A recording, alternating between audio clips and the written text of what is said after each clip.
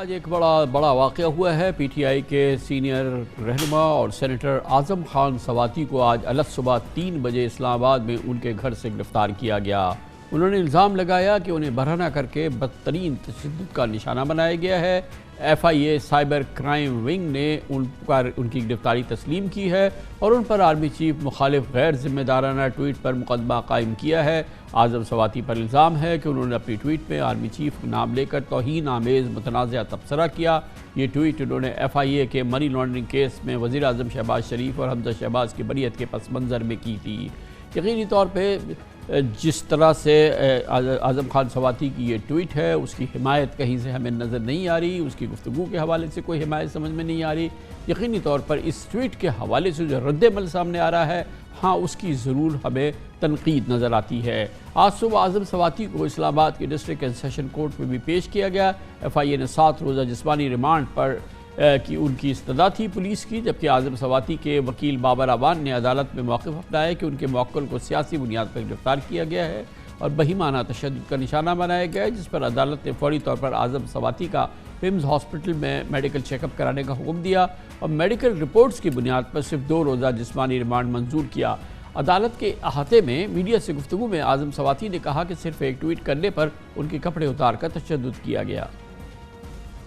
Sorry صاحب، کیوں آپ کو گرفتار کیا گیا؟ کیا آپ پہ ایلیگیشن لگا ہے؟ ایلیگیشن تو آپ کو معلوم ہے کہ قانون کی خلاف ورزی کوئی نہیں، فنڈامنٹل رائٹس کی خلاف ورزی کوئی نہیں، آئین کی خلاف ورزی کوئی نہیں۔ کس نے گرفتار آپ کو کس نے کی ہے؟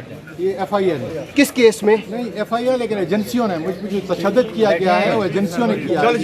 تو گرفتار کس جرم میں کیا گیا؟ کپڑے نکالے گئے ہیں پارلیمنٹیرین کے، قوم اور ملک کو بتا رہا ہوں کہ اب تمہارا حشر یہ ہوگا۔ بلا شبہ سوشل میڈیا نہ صرف آزادی اظہار کا ایک بڑا پلیٹ فارم ہے، بلکہ متنازع اور مبینہ توہین آمیز تبصرے کھلے عام پھیلائے جاتے ہیں۔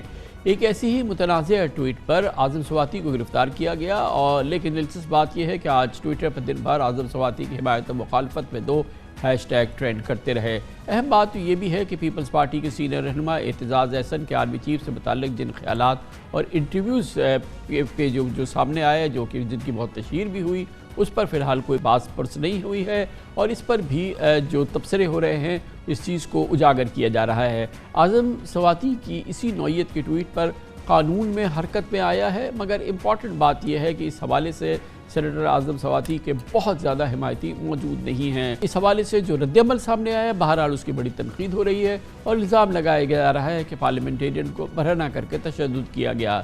لیکن یہ بھی ایک بڑی دلچسپ، بہت حیران کن بات ہے کہ اس معاملے پہ جناب اعظم خان سواتی اپنے ہی ایوان میں یعنی سینٹ پہ، جس کے وہ رکن ہیں، تنہا نظر آتے ہیں، کیونکہ اس معاملے پہ نہ ہی چیئرمین سینٹ صادق سجرانی، نہ ہی سابق چیئرمین رضا ربانی، نہ ہی ان کے دوسرے ساتھیوں نے پارلیمنٹ کے تقدس کے دعوے دار متعدد جو نامی گرامی پارلیمنٹیرین ہیں۔ اعظم سواتی کی گرفتاری اور اس پورے معاملے پہ انہوں نے کسی قسم کا تبصرہ نہیں کیا ہے، بلکہ خاموشی اختیار کی ہے۔ اس کی بنیادی وجہ وہ ٹویٹ ہے جس کے کانٹینٹ جو ہے وہ یقینی طور پہ ایکسیپٹیبل کسی صورت میں نہیں ہے۔